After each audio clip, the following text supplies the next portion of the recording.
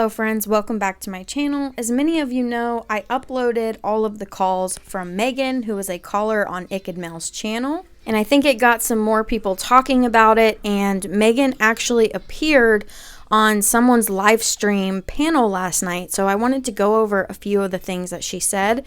This is the YouTuber whose live stream she joined. I'm going to share a few clips from it. Hopefully she doesn't mind.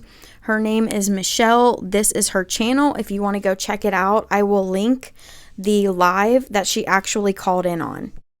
Again, the very first video where I posted the audio, I sped that audio up just because the calls were so long. I did not realize that many people would not come to that realization that I sped up her audio. So she's not talking that fast. Now, how Meghan ended up on her panel was she was actually live discussing the calls where Meghan had first called into Ickedmel's channel, and Meghan just so happened to hear. So she was already doing a live stream, and then Meghan called in and joined her panel.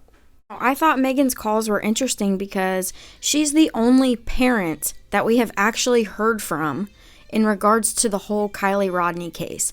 So yes, some of the things that she said was Sammy's story as well, but that's because she was in communication with Sammy.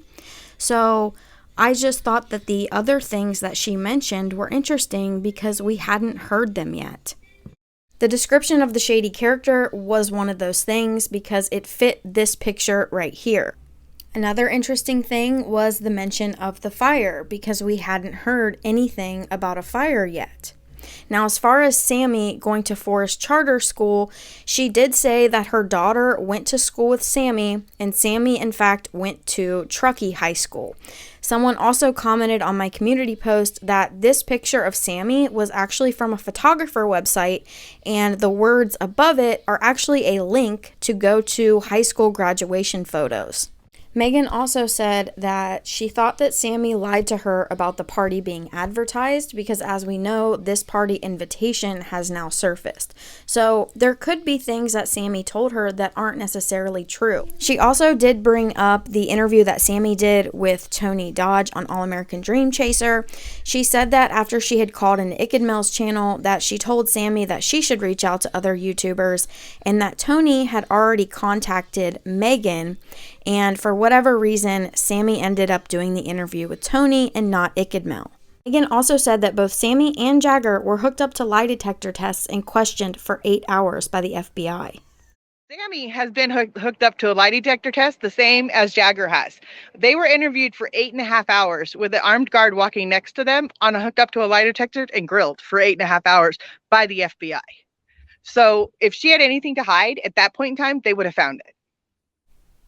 So let me know what you guys think about that. Sammy and Jagger both being hooked up to lie detector tests.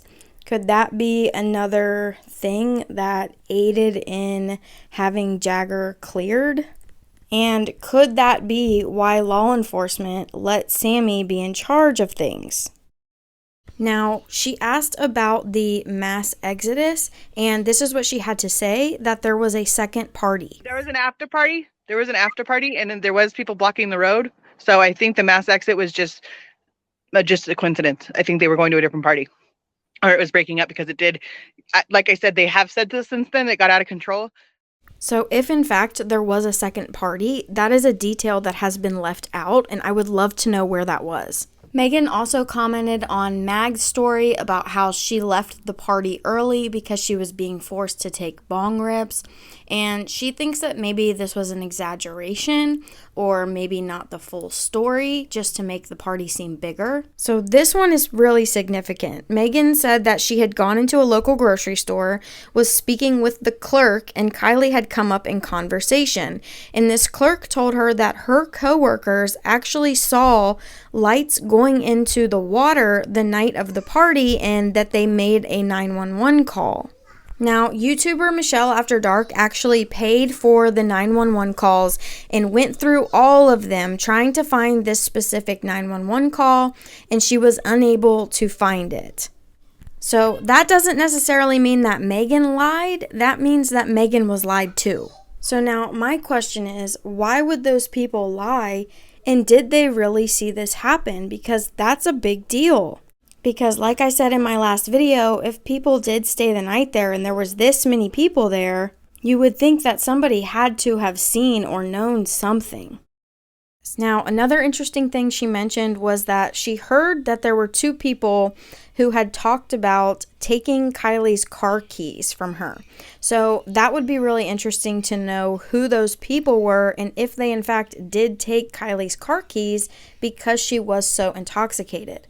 Because obviously if someone took Kiely's car keys, she wouldn't have been able to drive anywhere. Now, Michelle does ask Meghan if she knew anything about the fights or if Kiely had gotten into a fight, and this is what she said. I've heard Kiely had a fight with Sam, but Sam mentioned it to me, and I didn't. Like I said, she could have lied to me, but I don't know. You don't know the answer.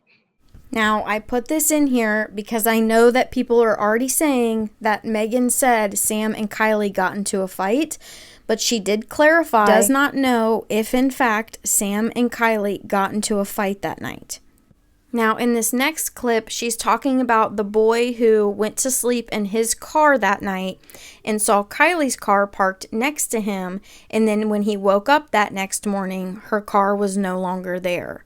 Person happened to be standing next, or happened to be parked next to Kiely at the party, and he was parked right next to her. Went to bed the next morning. He went to bed and her car was there. He woke up the next morning, her car was gone. He had no idea. I tested the theory with my car. I rolled up both my windows and was at Prosser. He turned on his, someone else turned on their car, and I turned on my car with both windows up and music on. I couldn't hear the cars turn on. So so no one would have known when she left. He had no idea when she left. Now, as far as Jagger being cleared by LE and no one else being cleared, such as Sammy, she stated that she thought that maybe they haven't officially cleared Sammy because they kind of wanted to leave her open as sort of an advocate if anyone wanted to come forward later with more information. Again, that is just her opinion. Now, she also did give her own personal theory of what she thought could have potentially happened to Kiely, and she says that she thinks that Kiely may have just fallen asleep, taken a nap in her car, and maybe accidentally hit the gear shift and shifted her car into neutral and then accidentally rolled into the water. So that, again, is just her theory and her opinion. So those were the things that stuck out to me the most in her interview. Again, I will link it down in the description so you can go watch the whole thing for yourself. I would really love to start doing live streams soon and just have you guys come up on the panel so that we can all talk and discuss this case, because I am fully invested at this point. And most of the time I'm catching other people live streams, but I would love to start doing them myself. So if you don't know anything about Meghan, this is the first video I uploaded. These are all of her audio calls when she first calls into Ickedmel's channel. So if you'd like to listen to that, just change the playback speed if it's too fast for you, or you can go to Ickedmel's channel and listen there as well. So thank you so much for watching. Hit the like button and subscribe.